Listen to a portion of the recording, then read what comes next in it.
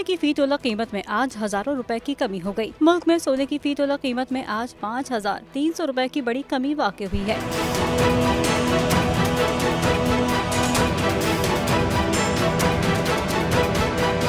All Pakistan James and jewellers association के मुताबिक सोने की फी तोला कीमत में 5,300 रुपए कम होकर 2,21,000 रुपए हो गई है। इसके अलावा 10 ग्राम सोने की कीमत में 4,554 रुपए की कमी हुई है और 10 ग्राम सोने की कीमत 1,89,558 रुपए हो गई है। याद रहे, गुज़िश्ता रोज सोने का फी तोला भाव 5,400 रुपए बढ़कर 2,26,400 रुपए हो गया था।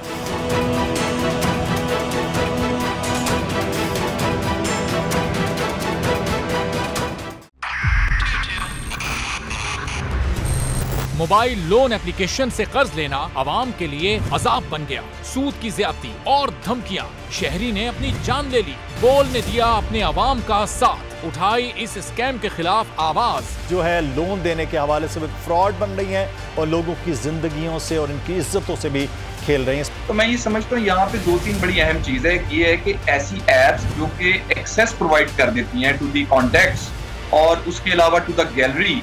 बोल की खबर पर इदारों ने भी कस ली कमर, लिया एक्शन।